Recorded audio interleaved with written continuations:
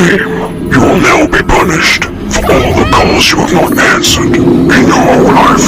Let the game begin. कौन है? कौन है? चंबल डिस्ट्रिक्ट का एक गांव किशनगढ़। इस गांव में अधिकतर गरीब किसान और मजदूर ही रहा करते थे। क्योंकि यह गांव शहर से बहुत दूर था, इसलिए मजदूर मजदूरी की तलाश में शहर को जाते और गांव की औरतें गाय भैंसों का गोबर, कड़ा और लकड़ियां लाने के लिए जंगलों में जाया करती थी। इसी गांव का एक मजदूर हरिया अपनी पत्नी कुसुम के साथ रहता था। दोनों बहुत खुश थे, पर उन्हें एक ही दुख था, संतान का दुख। उनकी शादी को 15 साल हो चुके थे, लेकिन उन्हें अभी भी संतान का सुख नहीं मिला था। एक दिन जब कुसुम जंगल में गई तो उसे प्यास लग गई थी। वह जंगल में और अंदर गई तो उसे एक कुआं दिखाई दिया। जैसे ही कुसुम कुएं के पास पहुंचती तो एकदम चारों तरफ अंधेरा जाने लगा। हवाएं चेहरे को नोचने लगी, जानवर आवाजें करने लगे और तभी कुएं के अंदर से 2 सिर वाली चुड़ैल बाहर आई। कुसुम ये देख डर के मारे कांपने लगी थी। कुसुम को लगा कि अब वो जिंदा नहीं बचेगी, पर इससे पहले वो डरकर वापस भागती, चुड़ैल ने कुसुम से कहा, डरो नहीं कुसुम, मैं तुम्हें कोई नुकसान नहीं पहुंचाऊंगी। तुम्हारी और मेरी राशि एक ही है और मैं तुम्हारा दुख दर्द भी समझती हूँ। तुम्हारा सबसे बड़ा दुख संतान का दुख है, जो तुम्हें रोज अंदर से खाए जा रहा है। चुड़ैल की बात सुनकर कुसुम ने डरते हुए कहा, तुम कौन हो और तुम्हें कैसे पता कि मेरी कोई औलाद नहीं है?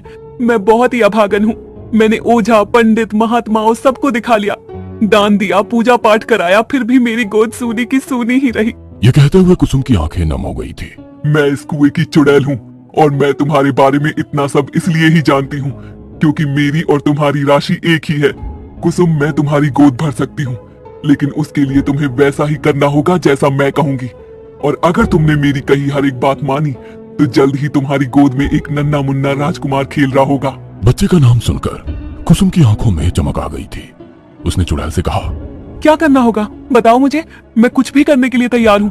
कुसुम की बात सुनकर चुड़ैल उड़ते हुए उसके पास आ गई और घूरते हुए बोली, तुम्हें परसों अमावस्या की रात को एक 5 साल तक के बच्चे की बलि इस कुएं के पास आकर देनी होगी और उसका खून अपने बालों से लगाना होगा और जंगल में सबको सुनाते हुए कहना होगा, लो प्यासी आत्माओं, इस बलि को स्वीकार करो और मुझे संतान की प्राप्ति करा दो। इसके बाद लाल साड़ी, बिंदी, लाल चूड़ियां यहाँ कुएं पर रख बिना पीछे देखे सीधे अपने घर चली जाना। चुड़ैल की बात सुनकर कुसुम ने कुछ देर तक सोचा, पर मां बनने की ख्वाहिश ने उससे हाँ करवा ही दी। 2 दिन बाद अमावस्या की रात भी आ गई।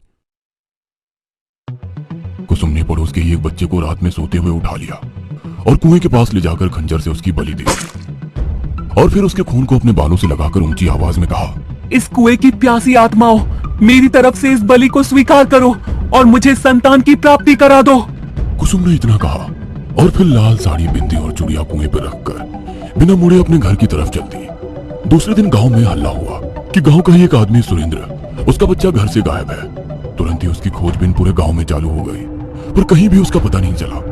कुछ देर बाद किसी चारवाहे ने खबर दी कि किसी बच्चे का शरीर खून से लथपथ जंगल में कुएं के पास डला हुआ है। थोड़ी देर में ही गांव में हाहाकार मच गया। बच्चे के माता पिता रोते बिलखते उस स्थान पर पहुंचे तो अपने बच्चे की लाश देखकर वो जीते जी मर गए। आसपास देखते हुए लोगों ने बातें बनानी भी शुरू कर दी। किसी ने कहा कि यह किसी जंगली जानवर का काम है, कोई कह रहा था यह किसी चुड़ैल या डायन का काम है, मगर सुरेंद्र का बच्चा तो मर चुका था। उन्हें किसी के कुछ भी कहने से कोई फर्क नहीं पड़ रहा था। पूरा गांव जंगल आ चुका था, सिवाय एक शख्स को छोड़ के, कुसुम। कुसुम घर में अकेले बैठकर पकवान बना रही थी और मन ही मन खुश हुए जा रही थी। कुछ देर बाद जब कुसुम का पति हरिया घर में आया तो उसे कुछ अलग लगा। उसने देखा कुसुम आज खुश है, उसने अच्छे कपड़े पहने हैं, वो अच्छा खाना बना रही है। उसने कुसुम से तुरंत कहा, तुम आज इतने खुश क्यों हो? तुम्हें पता है कि नहीं, सुरेंद्र के बच्चे का कत्ल कर दिया गया। पूरे गांव में मातम है और तुम पकवान बना रही हो। मातम की बात सुनकर भी कुसुम के चेहरे की खुशी जस की तस बरकरार रही। उसने भी चूल्हे की आग को और तेज करते हुए कहा, मुझे किसी से क्या लेना देना, खैर ये सब छोड़ो और तुम भी खुश हो जाओ क्योंकि अब इस घर में जल्द ही किलकारियां गूंजने वाली हैं। तुम जल्दी ही बाप बनने वाले हो। कुसुम की यह बात हरिया को पसंद नहीं आई। उसके मन में यही बात चुभ रही थी कि पड़ोस में एक बच्चे का कत्ल हो गया है और ये इतने खुश क्यों है। हरिया अभी ये सोच ही रहा था कि कब वो अपने कमरे में आ गया, उसे पता ही नहीं चला। उसके मन में ढेरों सवाल आ रहे थे, पर इससे पहले वो किसी नतीजे पर पहुंच पाता, उसकी नजर खून से सने खंजर पर गई। खंजर देख हरिया पल भर में सारा मामला समझ गया कि इस पापी ने ही उस बच्चे की हत्या की है। पर अपनी पत्नी और पत्नी की खुशी देखकर वो चुपचाप रह गया। अब गांव में आए दिन ही ऐसी हरकतें होने लगी। किसी का बछड़ा मर जाता तो किसी की गाय मर जाती। गांव वाले ये सब देखकर परेशान होने लगे और कुछ लोग तो गांव छोड़कर जा भी चुके थे।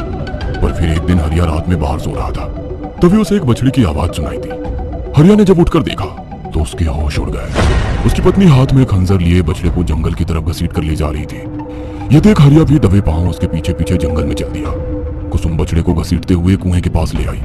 फिर अपने हाथ में खंजर को कसकर पकड़कर तेज आवाज में चिल्लाती हुई बोली, ओ कुएं की प्यासी आत्माओं, इस बलि को स्वीकार करो।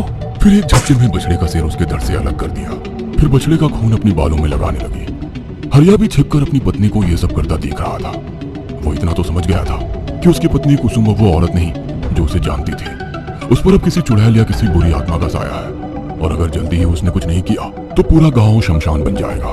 अगले दिन हरिया ने गांव में सभा बुला ली और सारी घटना के बारे में गांव के सरपंच और सभी लोगों को सच सच बता दिया।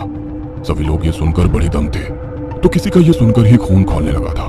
पर सरपंच ने मामले को संभालते हुए कहा, कुसुम ने जो भी किया है उसकी सजा तो उसे मिलकर रहेगी। अरे वो तो केवल एक कठपुतली है। इसके पीछे जिसका हाथ है, जो कुसुम से ये सब करवा रहा है, हमें तो उससे लड़ना है। ध्यान से सुनो सब लोग, 3 दिन बाद अमावस्या की रात है। मैं यहाँ अपने घर के बाहर हवन करूंगा और गांव के सभी लोग यहीं मेरे पास बैठना, ताकि वो किसी और को नुकसान ना पहुंचा पाए। जब वो घर से निकलेगी तो उसे पकड़ के हवन कुंड के पास लाने का काम मर्दों का होगा। और हरिया, तुम अपने घर के बाहर एक बकरी को बांध देना। सभी गांव वालों ने सरपंच को हाँ कर दी और सब अपनी अपनी तैयारी में जुट गए। फिर वो काली अमावस्या की रात आई। कुसुम जब घर के बाहर निकली तो उसकी नजर सबसे पहले बकरी पर गई, जैसे घसीटते हुए वो जंगल में ले जा रही थी। तभी उसके ऊपर कंबल डालकर उसे सरपंच के पास ले आया गया। सरपंच हवन कुंड में आहुति डालता हुआ कुछ मंत्र बुदबुदा रहा था, पर हवन कुंड के पास आते ही कुसुम में कुएं की चुड़ैल आ गई थी।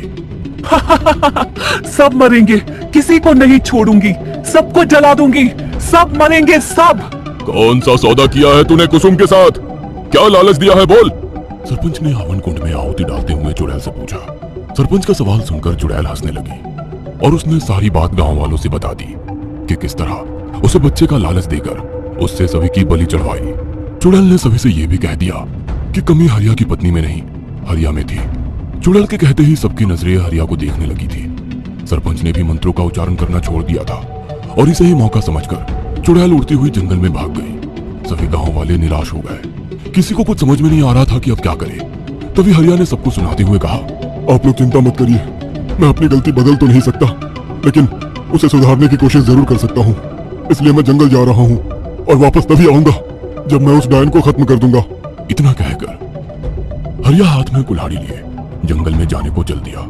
वो भागता हुआ सीधे जंगल के कुएं के अंदर जाकर छिप गया और कुसुम के आने का इंतजार करने लगा। कुछ देर बाद कुसुम भागते हुए एक बकरी को घसीटते हुए कुएं के पास लाई और फिर से चिल्लाते हुए कुसुम ने कहा, ओ कुएं की प्यासी आत्माओं, इस बलि को स्वीकार करो। कुसुम जब ये कह रही थी तब उसके शरीर पर चुड़ैल का कब्जा नहीं था। ये मौका देखकर हरिया चुपके से कुएं से निकला और इससे पहले कुसुम बकरे का सिर धड़ से अलग करती कुल्हाड़ी से कुसुम का सिर काट दिया।